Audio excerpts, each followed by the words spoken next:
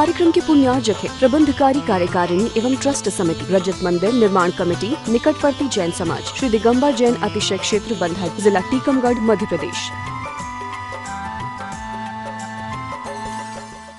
जय जिनेंद्र दर्शकों, स्वागत है आप सभी का इस विशेष प्रसारण में।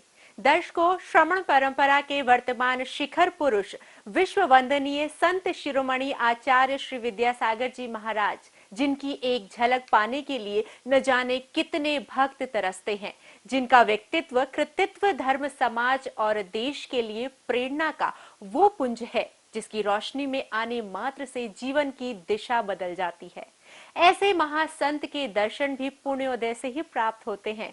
तो आइए पारस चैनल के इस विशेष कार्यक्रम में चलते हैं चातुर्मास स्थल जबलपुर मध्य प्रदेश में और करते हैं पूज्य आचार्य श्री के मंगल दर्शन। बोलिए अध्यात्म सरोवर के राजहंस आचार्य गुरुवर श्री विद्यासागर जी महाराज की।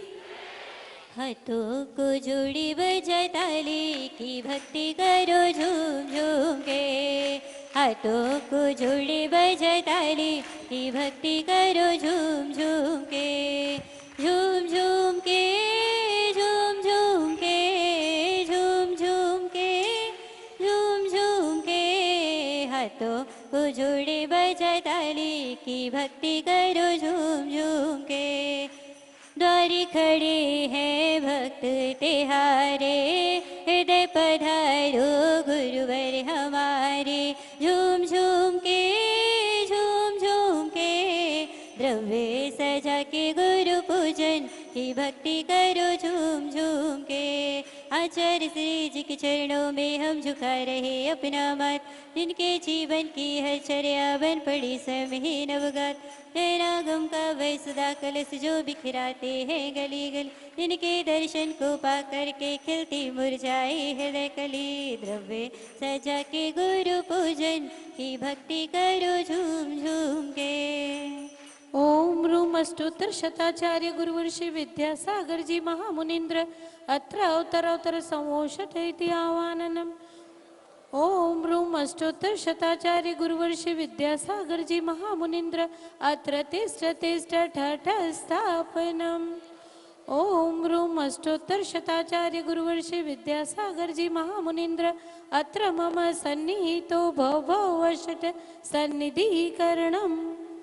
सांसारिक विषयों में पढ़कर मैंने अपने को भरमाया, इस राग देश की वतरणी से अब तक पार नहीं पाया, तो विद्या सिंधु के जलकर से भव कालुष धोने आया हूँ, आना जाना मिट जाए मेरा ये बंदी काटने आया हूँ, जन्मे जरा मृत्यु नासे की भक्ति करो झूम झूम के, हाथों को जोड़े बजताली की भक्ति करो झूम झूम के। ओम रूम अष्टोत्तर शताचार्य गुरुवर श्री विद्यासागर जी महामुनीन्द्रेभ्यो जन्म जरा मृत्यु विनाशनाय जलम निरुपामीति। क्रोध नल में जल जल कर अपना सर्वस्व लुटाया है, निज शांति स्वरूप न जान सका जीवन भरे से भुलाया है, अब शरण आपकी आया हूँ, संसार ताप मिट जाए मेरा चंदन बंधन को लाया हूँ, बंधन कटे भव के सारे की भक्ति करो झूम झूम के, द्रव्य सजा के गुरु पूजन भक्तों करो झूम झूम के। ओम रूम अष्टोत्तर शताचार्य गुरुवर श्री विद्यासागर जी महामुनीन्द्रेभ्यो संसाराताप विनाशनाय चंदनम निरुपामीति।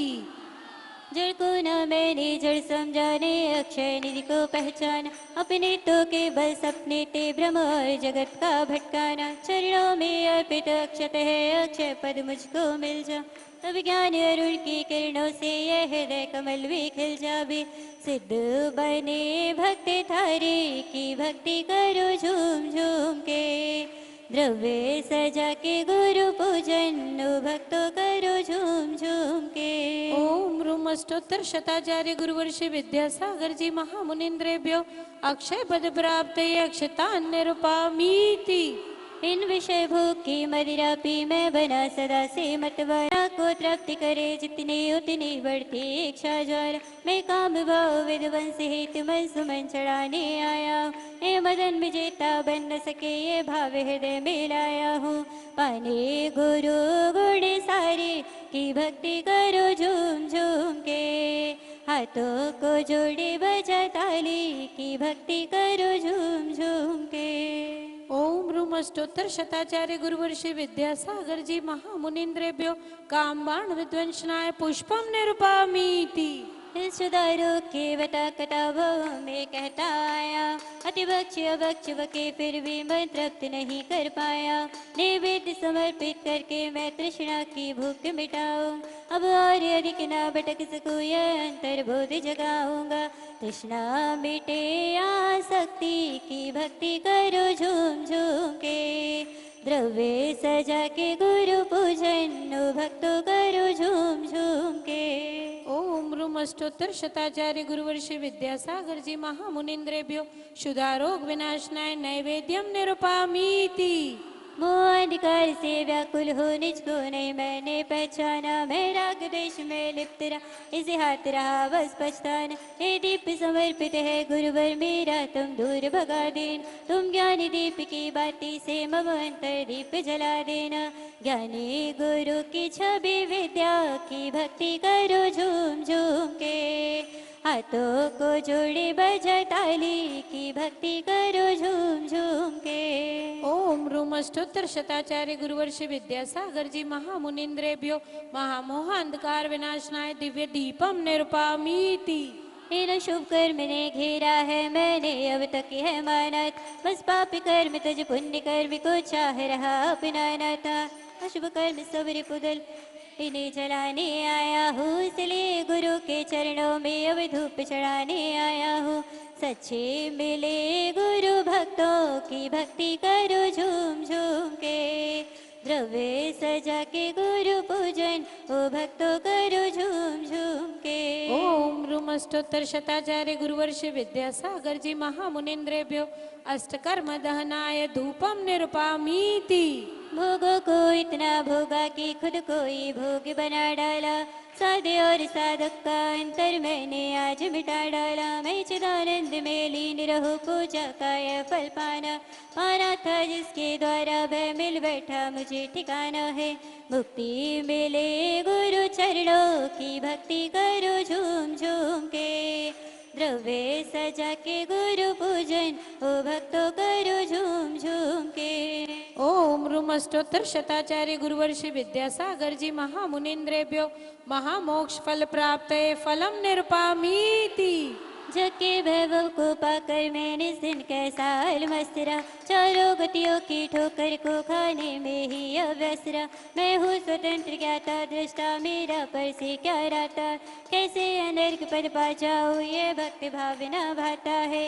मंजिल मिलेगी हमको जल्दी की भक्ति करो झूम झूम के। हाथों को जोड़े बजा ताली की भक्ति करो झूम झूम के। ओम रूम अष्टोत्तर शताचार्य गुरुवर श्री विद्यासागर जी महामुनिन्द्रेभ्यो अनर्घ्य पद प्राप्ते अर्घ्यम निरूपयामीति। नमोस्तु आचार्य।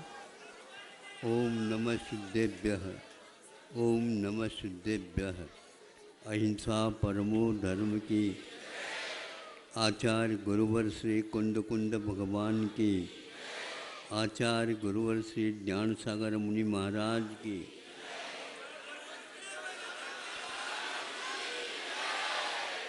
चहों ऋतुओं संबंधी जहाँ पर भिन्न भिन्न ऋतुकाल में भिन्न भिन्न वनस्पतियाँ, भिन्न भिन्न आकाशीय परिदृश्य, भिन्न भिन्न नदियाँ आदि आदि और अनेक प्रकार के फूल, पत्ते और फल चारों तरफ से। सर्दी के समय पर तो आम पकता नहीं, लेकिन वह सर्दी के समय में भी आम पक रहे हैं। और गर्मी के समय में भी पक रहे हैं। ये गर्मी के आम हैं क्या शीतकाल के आम हैं या वर्षा काल के आम है, पहचानना ही मुश्किल है। लेकिन सारे के सारे आमों से सुगंधी फूट रही है। अब यही बताओ ये कौन सा चमत्कार है। तो आचार्य कहते हैं समो शरण में ऐसा ही कुछ होता है बंधुओं। ऐसा चमत्कार जो व्यक्ति चल नहीं सकता भाग रहा है, जो व्यक्ति सुन नहीं रहा किंतु वह मुख प्रसाद से ऐसा सबको प्रसन्न कर रहा है जैसे सब कुछ सुन रहा है। जिसको देखने को उपलब्ध नहीं होता उसके लिए आंखें बहुत अच्छी अच्छी आंखें मिल गई हैं। हाथों में लचक थी, हाथ भी अच्छे अच्छे चलने योग्य हो गए। गति इतनी मंदी थी किंतु वहाँ पर जाने के उपरांत गियर बदल गई। ये सारे इसको इस विस्मय को देखने के लिए उनको भी वहाँ पर ज्ञात हो गया वहाँ पर कुछ हो रहा है, तो उनका आना प्रारंभ हो गया। सोचा जाता था जनता को कि ये लोग आएंगे तो हमारे लिए जगह मिलेगी क्या नहीं मिलेगी, लेकिन खचाखच भर्ती हो रही है और वह अपने आप ही छोटा तो पड़ रहा है लेकिन सभी उसमें समाहित होते चले जा रहे हैं। अनेकों नदियाँ बड़ी बड़ी गंगा सिंधु ब्रह्मपुत्र आदि आदि पंजाब के भी सारे उस अरब में और पूर्व के बंगाल उपसागर में मिल रहे हैं। एक आधा इंच भी उसका स्तर बड़ा नहीं है, सब समाहित होता जा रहा है। किंतु इसके उपरांत भी यहाँ पर हम उनके लिए विशेष आशीर्वाद देते हैं जिनके लिए खड़े होने के लिए जगह मिला लेकिन बैठने के लिए, क्योंकि इतना मंच जो है भर गया है। मंच अब ये बैठे हैं कि खड़े हैं पता नहीं लग रहा मुझे। एक तरफ से टोपी दिख रही है और कुछ नहीं दिख रहा है।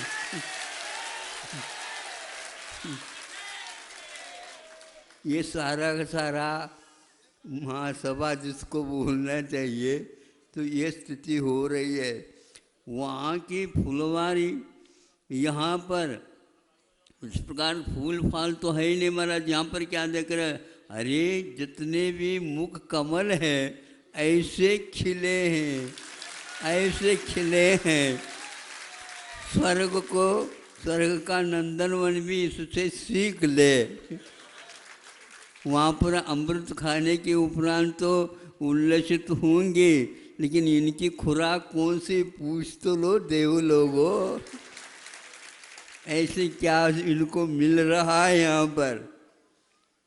यह सारा का सारा भावों का खेल है।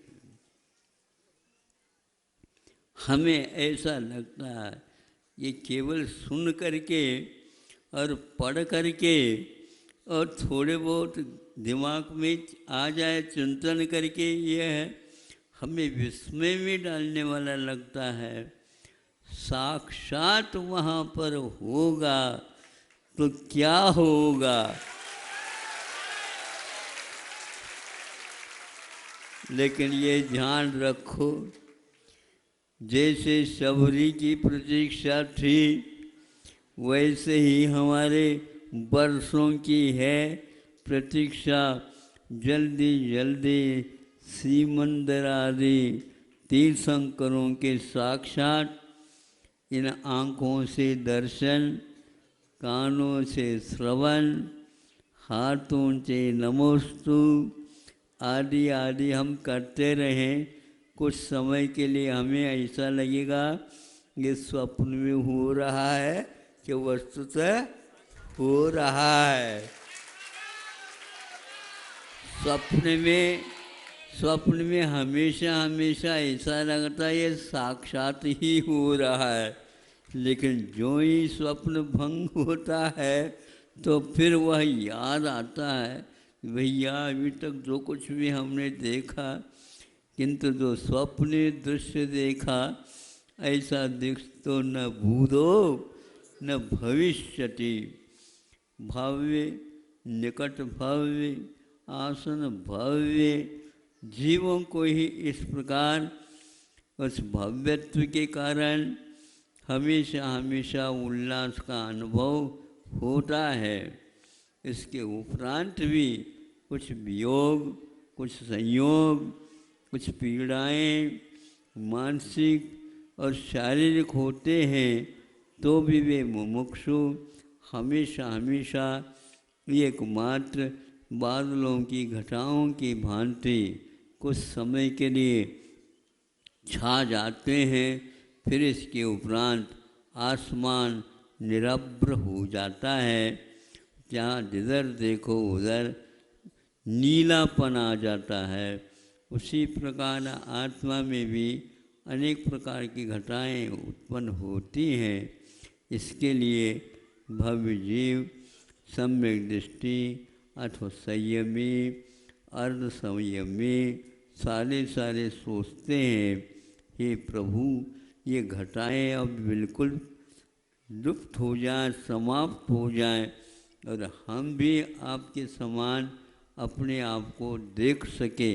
लेकिन ये ध्यान रखो, भगवान बनने के उपरांत जो सुख मिलता तो सुनते हैं, ये श्रद्धान हैं, किंतु भगवान के दर्शन करने से जो आनंद मिलता है वो ये कोई क्वालिटी का समूह शरण में भी नहीं मिलता है, मुक्ति में भी नहीं मिलता, क्योंकि छद्मस अवस्था से इसका अनुभव किया जा रहा है। आप कितने भी हंसो, लेकिन छोटा जो लड़का है और गोद का लड़का है वह एक थोड़ी सी भी मुस्कान ले ले, फिर डड्डा भी नाचने लग जाए, पक्का है ये, क्योंकि उस मुस्कान में ये प्रकार का जादू रहता है, आत्मीयता रहती है।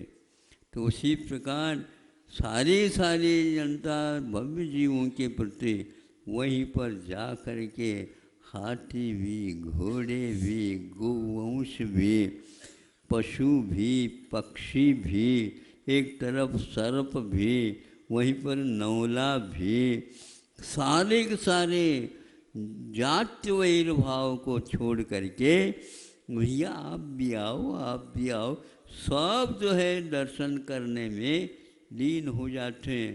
भाई समस्याएं वहाँ पर भी आती होगी कि ये सारे के सारे भिन्न भिन्न प्रदेश से जाते हैं, इनकी भाषा अलग अलग होती है, वहाँ पर समस्या होती होगी, समस्या की पूर्ति भी वहाँ पर हो जाती। सबको अपनी अपनी भाषा में, बच्चों को बच्चों के भाषा में, 8 वर्ष का अंतर्मुठ का मन वहाँ पर कोई गया जा सकता है, उसके लिए भी स्पष्टीकरण हो रहा है, वृद्धों को भी हो रहा है, देवों को भी हो रहा है, पशुओं को, पक्षियों को हो रहा है। जैसे आपको आनंद आ रहा है उससे कम तिर्यंचों को भी नहीं आता। कैसे मेंढक भी आपसे आगे का हो करके और आरती और वह फूल चढ़ाता है तो आप उसको कभी भी स्मरण तक नहीं कर पाते।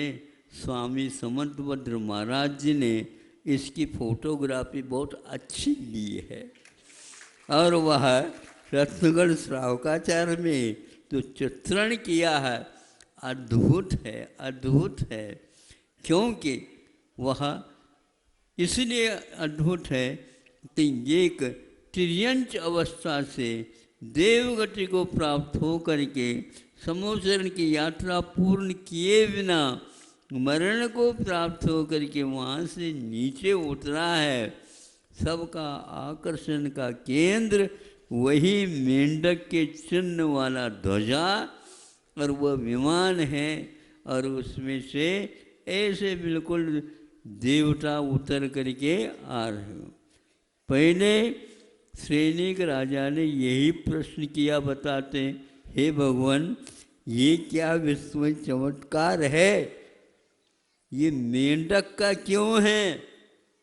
सुन रहे हो कूप मंडक वालों सुनो, हम ही सब कुछ है, ऐसे बंद कर दो आप अपना पुराण, नहीं समझे?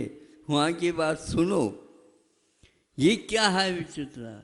इसीलिए वह मेंढक अवस्था में समूह शरण में पूजन रचने की भावना को लेकर के और कूप में से एक पांखुड़ी अपने मुख में धारण करके कूदता जा रहा है। उस दृश्य को आप कम से कम महाराज सामयिक में क्या करें, मेंढक का चिंतन करो, मेंढक का चिंतन करो, उस सर्प का चिंतन करो, उस पार्श्वनाथ भगवान के जो ऊपर फना डालने वाला जो वो धर्मेंद्र को भी देखो, ये क्या मामला है। 8 दिन तक लगातार उपसर्ग होने के उपरांत भी कुछ नहीं हुआ, ये तो चमत्कार है। मानना पड़ा कमठ को, और जोड़ करके हाथ जोड़ करके खड़ा हुआ नहीं, इधर केवल ज्ञान हुआ है पार्श्वनाथ भगवान को। ये कमठ का ही एक प्रकार से उपकार है तो क्या बात है। इसलिए तो समूहशरण में उनके लिए भी एक सीट मिली है। आपने नहीं, यहाँ पर नहीं बैठ सकते, आरक्षित है, सब आरक्षित। जो भयंकर उपसर्ग करने वाला भी वहाँ पर बैठ करके, उस सभा में बैठ करके प्रभु की वाणी का श्रवण करता है, और कहा है उनको भी सम्यक दर्शन हो जाता है। ये सब कर्मों के खेल हैं, पूर्व भव में किए हुए वैचित्र हैं जो हमारे सामने आते हैं। लेकिन एक प्रकार से ये ऊपर का मखौटा जिसको बोलना चाहिए, ऐसा है, भीतर तो एक ही मात्र चिद्रूप स्वरूप है। नारकीय अवस्था में ऐसे जो है उसके विद्रूप रहता है, दुर्दर्श माना, देखने को अच्छा नहीं लगता है, ऐसा उनका रूप रहता है। किंतु उनको भी सम्यक दर्शन उत्पन्न होता है। पूर्व वैर से भरे हुए रहते हैं।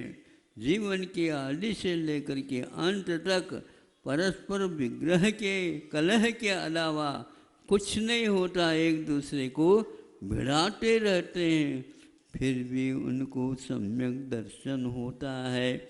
33 सागर तक काल तक 2-3 अंतर्मुख आगे के पीछे का छोड़ करके पूरा काल तक सम्यक दर्शन रहता है, और इसके साथ साथ अनंत आनंद की विषय योजना भी कर लेते हैं। चमत्कार सा लगता है। स्वर्गों में तो ठीक है, समूहचरण में तो ठीक है, वहाँ पर कौन सा समूहचरण है सोचो। वहाँ पर कोई समूहचरण नहीं, समूहचरण की छाया तक नहीं, वहाँ पर कोई पूछने वाला नहीं, वहाँ देवी देवता कोई आए नहीं, कोई कुछ नहीं, अंधकार में है। प्रकाश का वहाँ पर नामो निशान नहीं। किंतु 33 सागर के आयु तक सम्यक दृष्टि बना रहता है। आत्मा के भावों का चमत्कार बंधुओं समूहचरण में तो ठीक है, लेकिन इसको देख करके हमें लगता है ये कौन सा है, ये भीतर चैतन्य का ये प्रताप है, और उसके लिए भी यह सारे भाव उत्पन्न हो जाते हैं। अनंतानुबंधी की वह विषय योजना इतना दुर्लभ होता है, मुनि महाराजों के लिए भी दुर्लभ हो जाता है। ऐसा भाव कैसा हुआ? तो यह परिणामों की विचित्रता, क्योंकि जाति स्मरण हो जाता और निमित्तों का ज्ञान हो जाता, अवधि ज्ञान उसको होता। 33 सागर आयु तक उसके लिए अवधि ज्ञान अवधि का क्षयोपशम हुआ और इस प्रकार उसके प्रकाश में वह आज पश्चाताप की आग में झुलस रहा है। पूर्व भव में किए हुए अन्याय, व्यसन, दुराचार, सारे भाव, उसके परिणाम स्वरूप मैं यहाँ पर आया हूँ, किसी के भेजने से नहीं आया हूँ। प्रभु हमारा भी निस्तार क्या होगा, उसके लिए पश्चाताप करता रहे। और वह पश्चाताप करता रहा, अपने आप के धिक्कार करता रहा, सब कुछ करता रहा, क्योंकि उस क्षेत्र का प्रभाव रहता है। उग्रता तो रहती है, लेकिन हमेशा उग्रता व्यग्रता नहीं रहती। भीतर से कम उसके परिणामों में भी भिगाव आता है।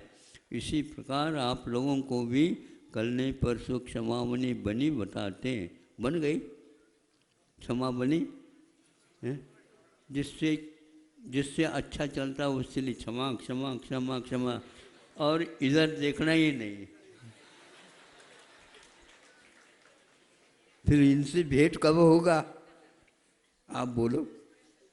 जो बच गए यहाँ पर क्षमा मांगने से और क्षमा करने से, वहीं पर तो भेंट होगा नीचे।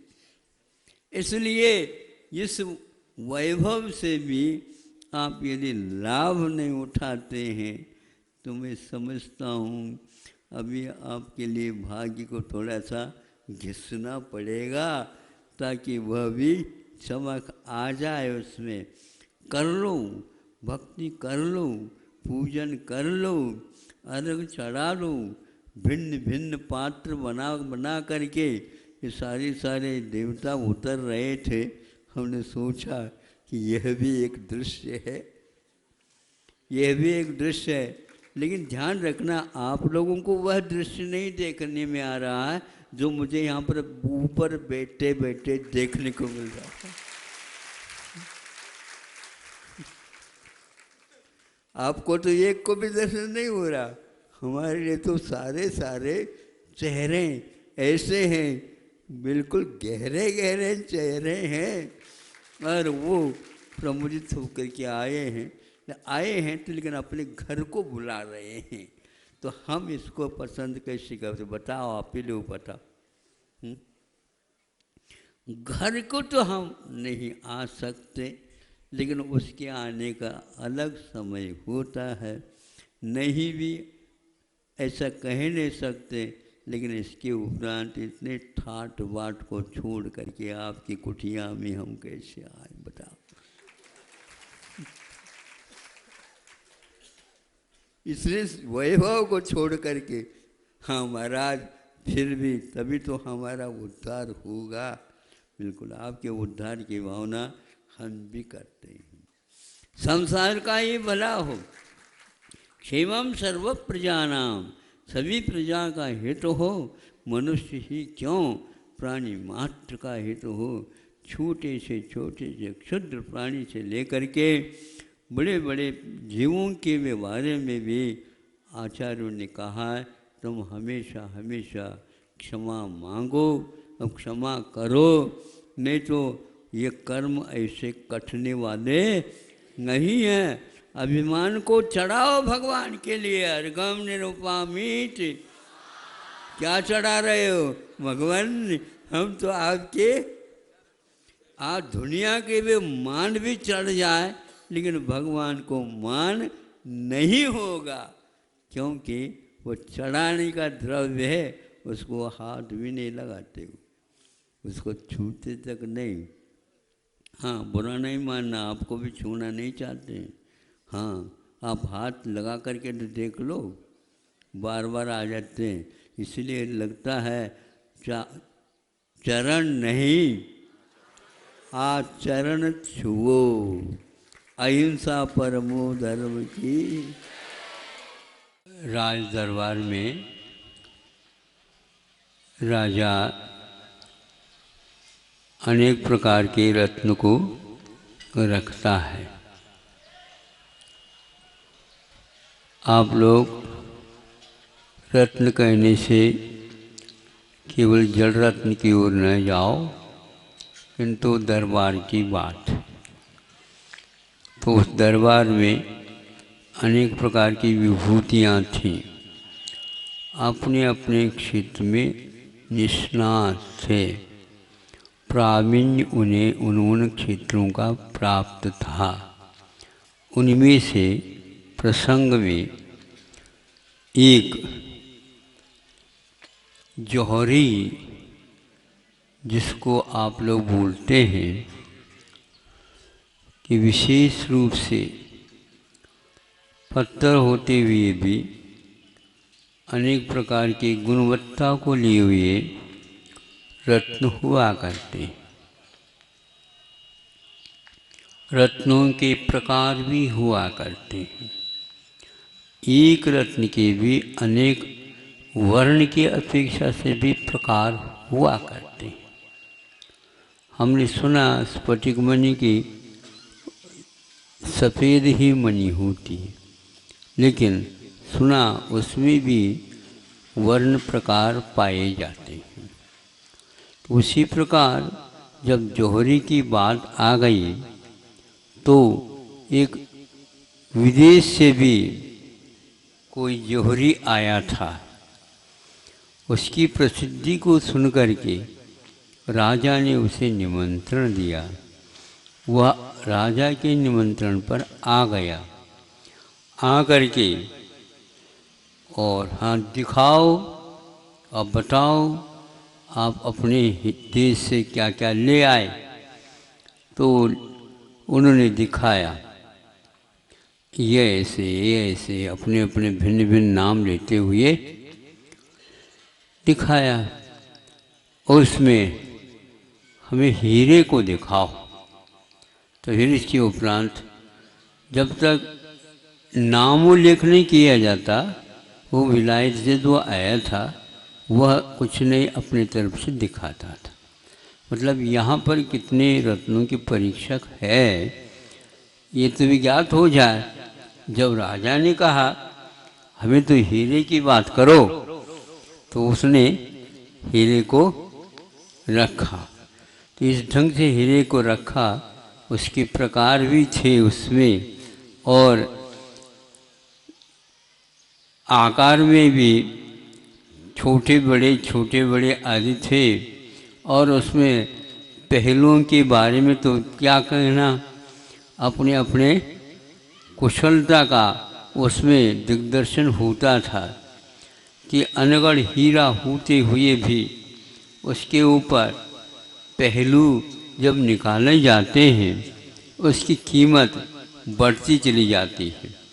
सुनने में आता है एक ही हीरे की कणिका में सहस्त्र पहलू भी हो सकते हैं। यह सहस्त्र पहलू का उदाहरण अपने आप में बहुत दुर्लभ हुआ करता है। सहस्त्र दल का जैसे कमल होता है, उसी प्रकार उसमें सहस्त्र पहलू होते थे। हर एक पहलू का दूसरे पहलू के ऊपर अपनी छाप पड़ती है, बिंब पड़ता है।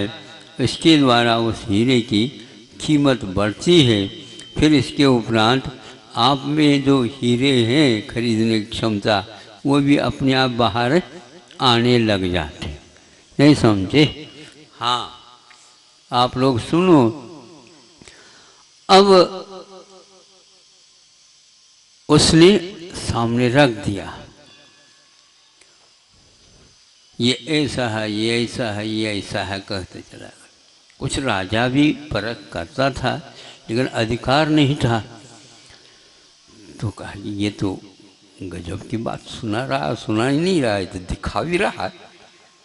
लग रहा है कि हमारे जो जौहरी है ये थोड़े से 19 जैसे लग रहे हैं, किंतु अपने व्यक्ति को जो रत्न के रूप में स्वीकारा दरबार में, उसको हम घटिया कह दें ये भी ठीक नहीं। अभी इनकी परख कहाँ है? आए हुए जोहरी की भी तो परख होना चाहिए, वो जोहरी तो है क्या नहीं ये भी देखो। तो उसने भी इनकी परीक्षा की दृष्टि से ही रखे थे। साइज में भी एक ही प्रकार, साइज में भी ऐसे, पहलुओं में भी, रंग में भी, आदि आदि सब में एक जैसे ही हीरे को ला करके रखा है। और मूल्य के अपेक्षा से पूछा राजा ने, इनको मूल्य भी बताओ, तो वह कहता हीरा कहे न अपने मूल, लाख हमारो मोल। नहीं समझे तो बहुमूल्य होता है, उसका ग्राहक ही मूल्य नाक सकता है, ग्राहक ही उसका मूल्य है। चाहिए तो वह नगद देगा, जो मांगे उसको देखता चला जाता है, उसमें मांग की बात ही नहीं होती।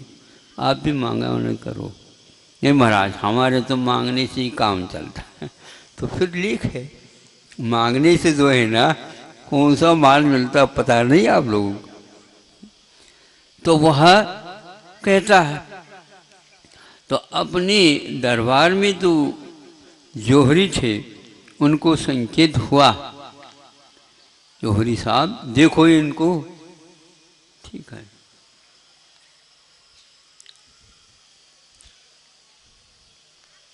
फिर इसके उपरांत राजा को संकेत देता है,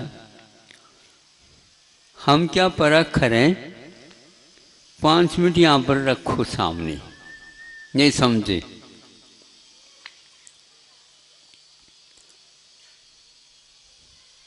फिर इसके उपरांत 2-3 मिनट नहीं हुए, एक जो हीरे की वहाँ पर कनिका नहीं कहो तो अच्छे मान लो रखता, तो दोनों को पास पास 2-2 इंच ही अंतर रख करके रखे गए। 5 मिनट में परख हो जाएगी। हम हाथ में भी नहीं लेना चाहते, हमारी परख अलग है, इतना ही मात्र कह दिया। विलायत से तो आया था विदेशी हीरा परीक्षक, ये यहाँ पर भी एक से एक बढ़कर के हैं, लेकिन फिर भी 1 मिनट हुआ, 2 मिनट हुए, 3 मिनट हुए, तो मक्खी भिनभिनाने लगी।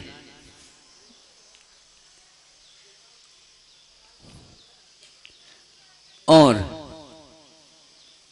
एक के ऊपर 5-6 मक्खियाँ, ज़्यादा ही बल्कि इतनी बैठ गई, उसका प्रकाश ही समाप्त प्राय जैसा हो गया।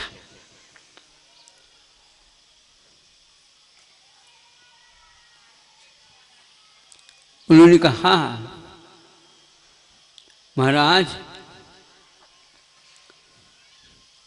उठाओ जिसके ऊपर मक्खी बैठी, और थोड़े से धो धा करके, नहीं समझे, खा जाओ।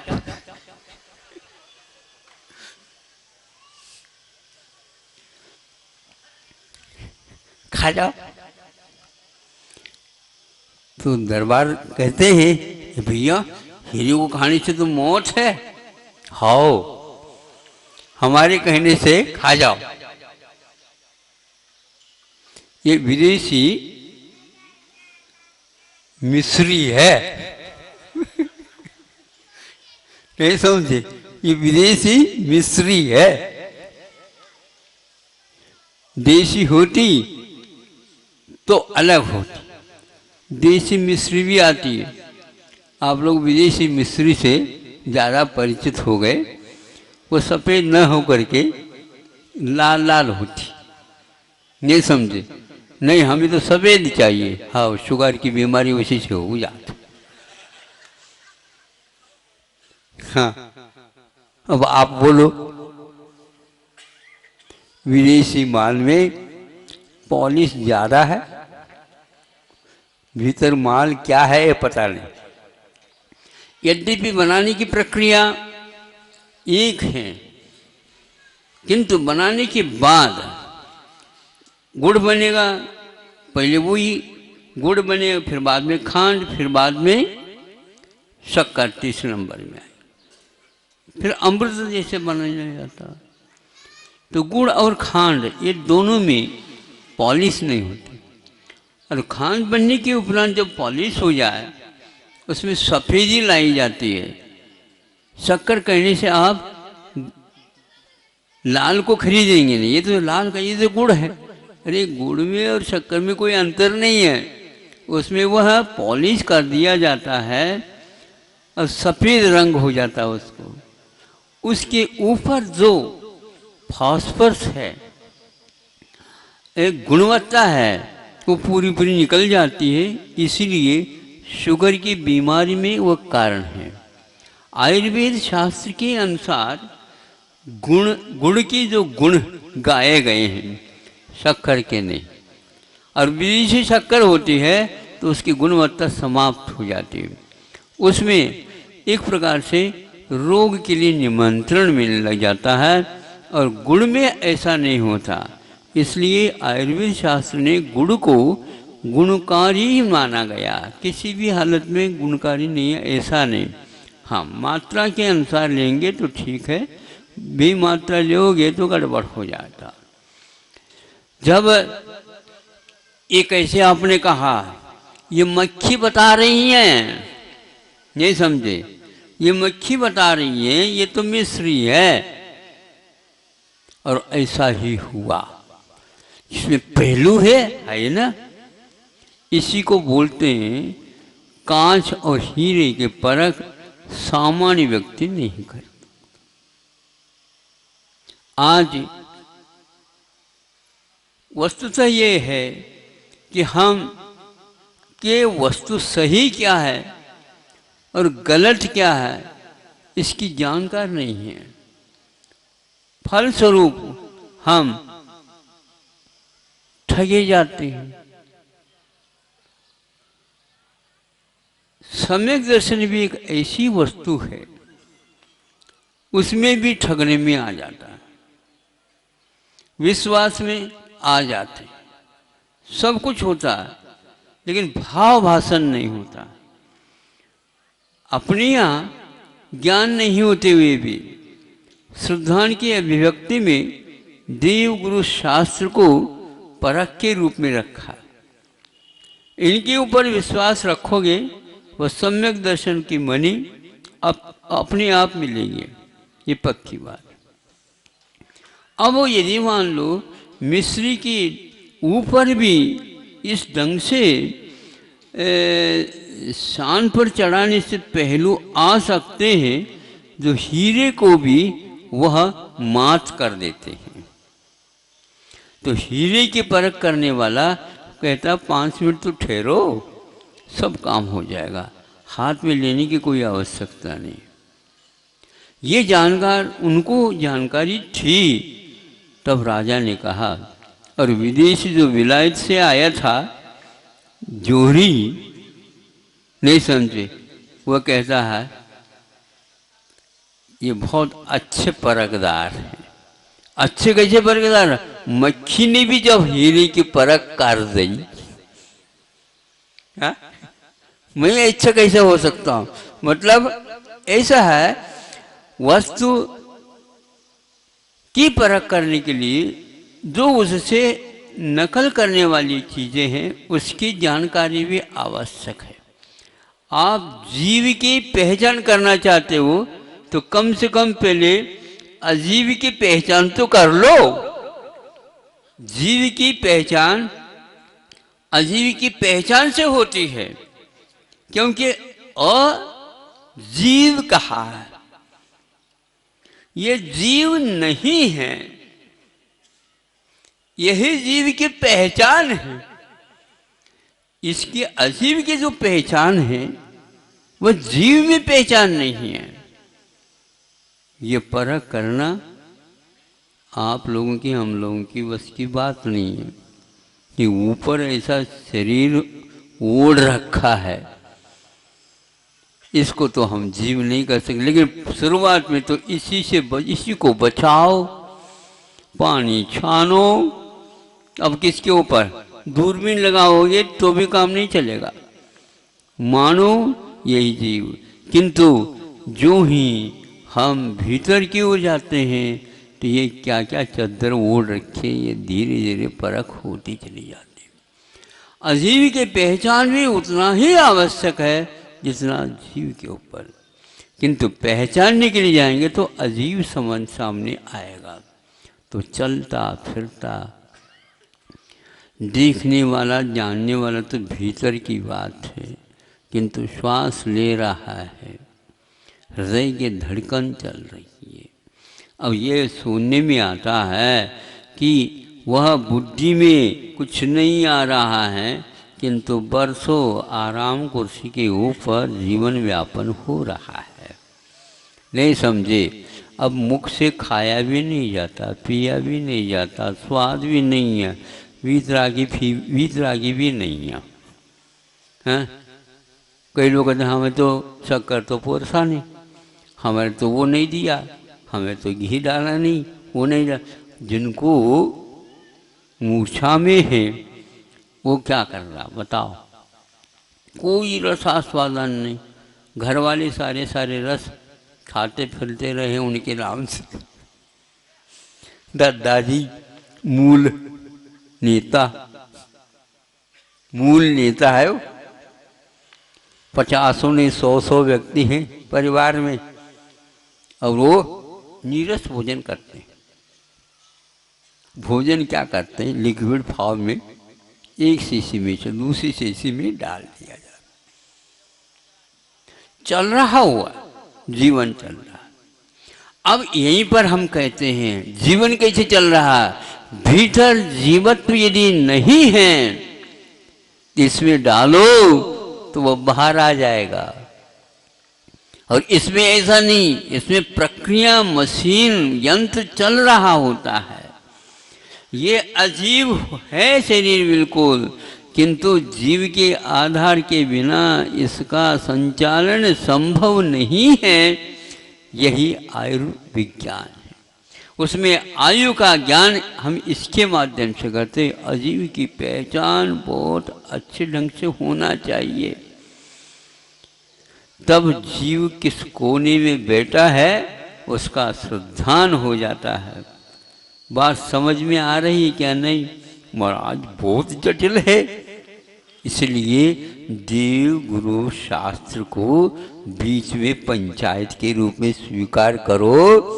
पंचायत जाने हमें कछु नहीं आवत। नहीं समझे? जैसे वो आज्ञा फरमाए उसी के अनुसार हम करेंगे। ये बहुत अच्छा है, बचने का उपाय सबसे अच्छा। हर बात में यदि पंचायत करोगे तो फिर पंचायत की कोई आवश्यकता नहीं। ध्यान रखो। ये क्या तुम पंचायत में पड़ गए हो? मैं सोचता था ये क्या कह रहे हैं। मतलब पंचायत का काम अलग है और हमारा काम अलग है। बोझ उतर गया, दिमाग खाली अच्छे ढंग से काम करने लगा। प्रशस्त नींद आएगी और इनके मखमल के ऊपर, गादी के ऊपर लुढ़का दो, वो लुढ़कते रहते वहां पर भी। इस कार्यक्रम के पुण्यार्जक है प्रबंधकारी कार्यकारिणी एवं ट्रस्ट समिति, रजत मंदिर निर्माण कमेटी, निकटवर्ती जैन समाज, श्री दिगंबर जैन अतिशय क्षेत्र बंधा, जिला टीकमगढ़, मध्य प्रदेश।